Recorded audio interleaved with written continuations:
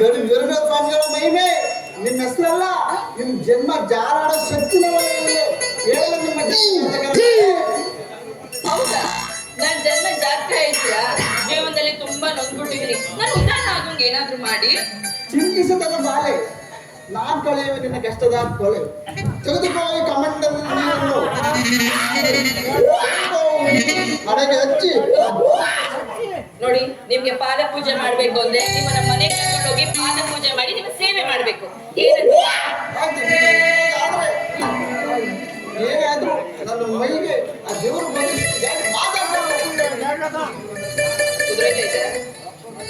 ಅಲ್ಲ, ಯಾಕೆ ಮಾತಾಡ್ತೀರಾ? ನೀವು ದೇವ್ರು ಅಂದ್ರೆ ನೀವು ಪೂಜಾರಿ ಆದ್ಮೇಲೆ ಕಷ್ಟ ಇರೋದಕ್ಕೆ ತಾನೇ ನಾನು ನಿಮ್ಮ ಹತ್ರ ಬರ್ತಾ ಇರೋದು. ಅದು ಈಗ ನಿನಗೆ ಒಂದೆರಡು ಅದೇನಂತ ಹೇಳ್ಬೋದು.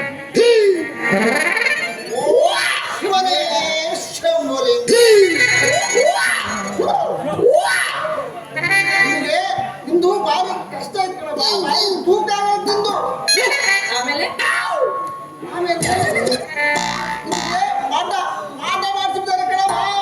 ಏನು ನನಗೆ ಮಾಟ ಮಾಡ್ಸಿದಾರ? ಯಾರದು? ಹಿಂದೆ ಮುಂದೆ ಹುಡುಗರು ನಾಯಿಗಳು ಓಡಾಡ್ತಾವಲ್ಲ, ಆ ರೀತಿ ಓಡಾಡ್ತಾವಲ್ಲ ನಾನು ಮತ್ತೆ ನಾನು ಅವರೇ ನೀನು ಮಾಟ. ಹೌದೌದು, ಯಾವಾಗ ಅವ್ರು ನನ್ನ ಹಿಂದೆ ಲವ್ ಮಾಡೋ ಅಂತ ಬಿದ್ರೋ ಅವಾಗ್ಲೇ ಅನ್ಕೊಂಡೆ ನನ್ನ ಮಕ್ಳು ಹಿಂಗ್ ಮಾಡ್ಸಿರೋದು. ಈಗ ಏನ್ ಮಾಡೋದು? ಅದಕ್ಕೆ ಚಿಂತಿಸಿದ್ರು ಬಾಲೆ. ಎಷ್ಟು ಉದ್ದ ಎಷ್ಟು ದಪ್ಪ ಇದ್ರು ಕೂಡ ಎಲ್ಲ ಕೊಡ್ತೀನಿ. ಅಮಾವಾಸ್ಯಲ್ಲಿ ಕಲ್ಲು ಕರಗೋ ಹೊತ್ತಲ್ಲಿ ಬಂದ್ಬಿಡು, ಅಲ್ಲಿ ನಿನ್ನೆಲ್ಲ ಮಾಟ ತಂದ್ಬಿಡ್ತೀನಿ. ಬಿಟ್ಟು ಬಿಸಾಕಿ ಹಿಂದಕ್ಕೆ ತಿರ್ದಂಗೆ ನಿಮ್ಮೆಣ್ಣು ಉಡ್ಬಿಟ್ಟು. ಸರಿ ಆಯ್ತು, ನೀವ್ ಹೇಗೆ ಹೇಳ್ತೀರೋ ನಾನು ಹಾಗೆ ಕೇಳ್ತೀನಿ, ಸರಿನಾ?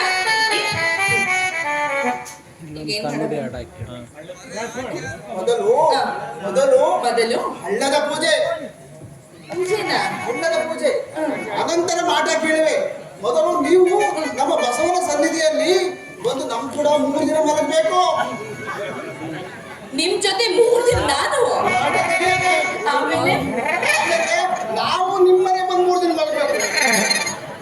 ಆಮೇಲೆ ಮುಂದಕ್ಕೆ ನನಗೆ ಇದಾಗ್ತದೆ.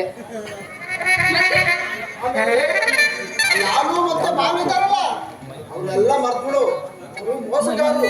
ಯಾವತ್ತೂ ನಾವಿದ್ದಾರಲ್ಲ ಅವರಿಗೆ ನಿಮ್ ಹೃದಯವನ್ನ ಕೊಟ್ಟು ಬಿಡ್ಬೇಕು ಅಂತೇಳಿ ನಮ್ ಕಂಬ ಸ್ವಾಮಿದು ಕಬಡ್ಡಿ ಅಪ್ಪೆ ನೀವು ಹೇಗೆ ಹಾಕಿ ಹೇಳ್ತೀನಿ, ಸರಿನಾ?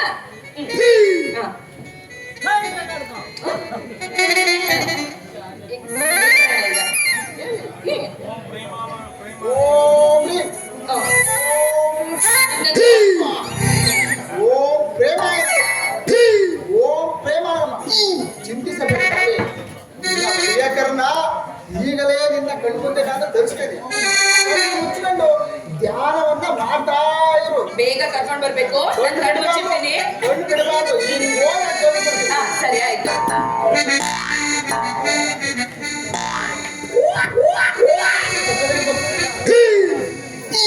ಪೂಜಾರಿ ಏನ್ ಮಾಡ್ತಾ ಇದ್ದೀರಾ? ಕರ್ಕೊಂಡ್ ಬಂದ್ರಾ?